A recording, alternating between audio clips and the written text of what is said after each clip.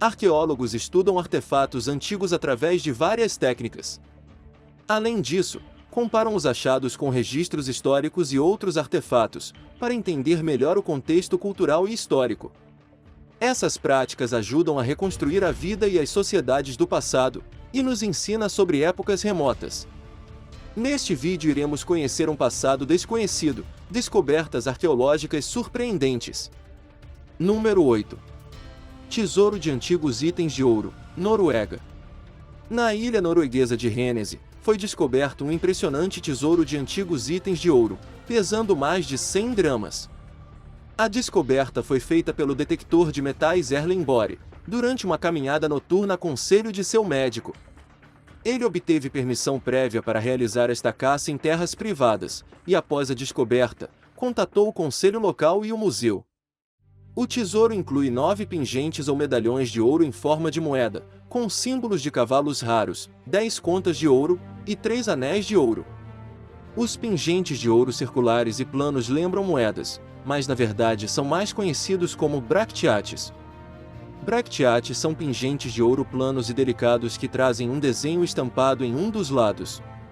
Em muitas descobertas, as coleções de bracteates normalmente apresentam vários motivos. No entanto, neste caso específico, todas as 9 bracteates apresentam representações idênticas. O Museu Arqueológico local observou que encontrar tanto ouro ao mesmo tempo é incomum, e que não há nenhuma descoberta que se compare a esta desde o século XIX.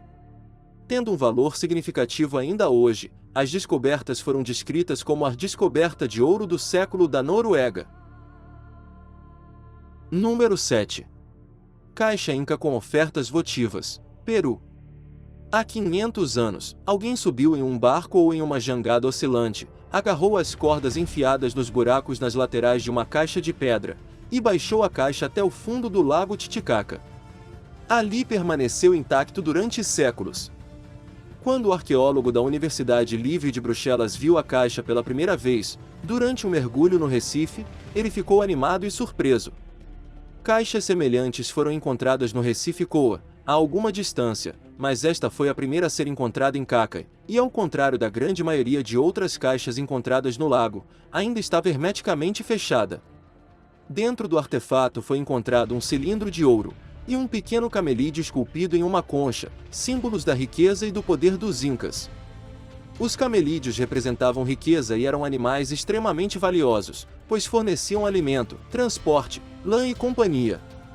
O ouro também era muito valioso, principalmente como representação do deus Sol, Inti.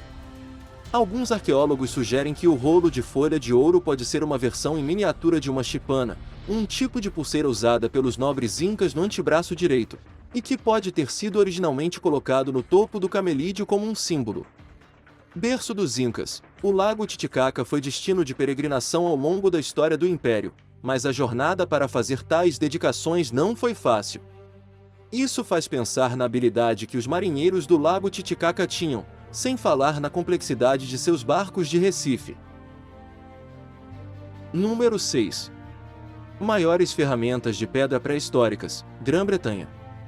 Pesquisadores em Kent desenterraram algumas das maiores ferramentas de pedra pré-históricas já encontradas na Grã-Bretanha. As escavações revelaram artefatos em sedimentos profundos da Idade do Gelo, preservados em uma encosta acima do Vale Medway. Foram descobertos um total de 800 artefatos, com mais de 300 mil anos de idade, e enterrados em material que preencheu um buraco e um antigo canal de rio.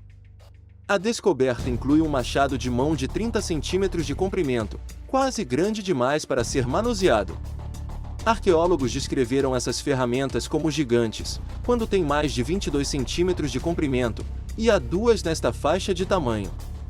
O maior machado encontrado, com colossais 29,5 centímetros de comprimento, é um dos mais longos já encontrados na Grã-Bretanha. São tão grandes que é difícil imaginar como poderiam ser facilmente segurados e usados. É possível que as ferramentas poderiam ter cumprido uma função menos prática ou mais simbólica. Não sabemos ao certo por que ferramentas tão grandes estavam sendo feitas, ou que espécies de humanos primitivos as fabricavam. Análises mais detalhadas do local vão ser realizadas. Acredita-se que o local da escavação remonte a um período da pré-história da Grã-Bretanha, quando o povo Neandertal e suas culturas estavam começando a emergir, e podem até ter compartilhado a paisagem com outras espécies humanas primitivas. Especialistas dizem que nesta época, o Vale Medvai seria uma paisagem selvagem de colinas arborizadas e vales fluviais, e habitado por animais. As escavações dão uma oportunidade incrivelmente valiosa de estudar como toda uma paisagem da Idade do Gelo se desenvolveu há mais de 1/4 de milhão de anos. Número 5. Ouan, Europa.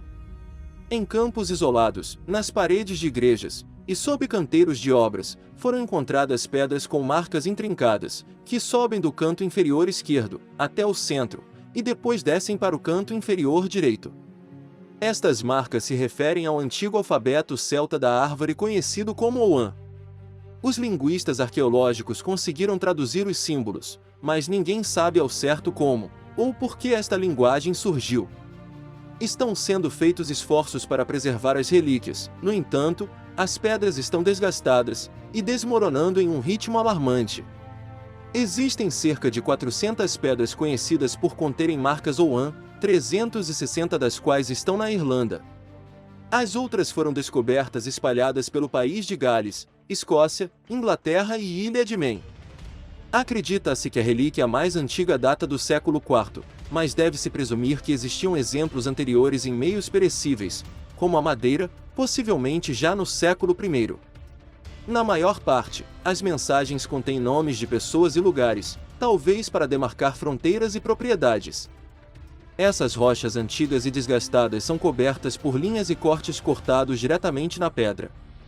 Antes de perceberem que o Ouan era uma língua distinta, muitos acreditavam que os cortes eram meramente decorativos. Um dos principais problemas enfrentados pelos arqueólogos em suas tentativas de preservar as pedras Ouan é o estilo físico único das inscrições. A maioria das inscrições em pedra estão na face da pedra. Esta experiência única de leitura faz parte do fascínio dos escritos de Ouan, no entanto, torna muito difícil capturar as inscrições para a posteridade. Felizmente, os recentes avanços tecnológicos permitiram que investigadores criassem imagens tridimensionais dos pilares de pedra. Apoie o admirável mundo. Deixe o seu like e se inscreva no canal. Número 4. Cemitério anglo-saxão de 1500 anos, Inglaterra. Arqueólogos que lançaram escavações exploratórias ao longo do projeto ferroviário de alta velocidade HS2, na Inglaterra, fizeram algumas descobertas fascinantes e surpreendentes. A mais recente adição à lista de descobertas notáveis foi encontrada perto de Vendover, quando uma equipe de arqueólogos escavou com sucesso um cemitério anglo-saxão de 1500 anos, que continha os túmulos de 141 homens, mulheres e crianças. Este notável cemitério anglo-saxão, ocupado por pessoas que viveram e morreram nos séculos V e VI, é um dos maiores cemitérios anglo-saxões já encontrados na Inglaterra. Além dos restos mortais dos indivíduos, também descobriram uma verdadeira mina de ouro de bens funerários sepultados ao lado de seus falecidos proprietários. São itens diversos, incluindo joias, facas de vários formatos e tamanhos, pontas de lança, tigelas e copos de vidro fino, fivelas de cintos, mais de 2.000 contas, bugigangas de marfim e ferramentas de higiene pessoal, como removedores de cera de ouvido, pinças e pentes.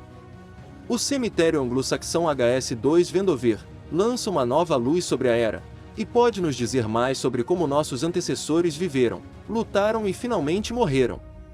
Durante muito tempo, pouco se sabia sobre a cultura e a sociedade anglo-saxônica do primeiro milênio depois de Cristo. Isto ocorre em grande parte porque os artefatos daquela época raramente foram recuperados durante escavações arqueológicas. Número 3. Artefato ósseo raro, Austrália. A descoberta de um artefato ósseo raro, em 2021, perto do rio Lower Murray, lança mais luz sobre o rico registro arqueológico da região de Ngahindiri, no sul da Austrália. Detalhes da ponta óssea Moravan, datados entre 5.300 a 3.800 anos de idade, foram descritas por especialistas. Provavelmente feita de osso de macrópode, Canguru. A ponta pode ter sido usada para perfurar materiais macios, como alfinete em uma capa feita de peles de animal, ou possivelmente como ponta de projétil.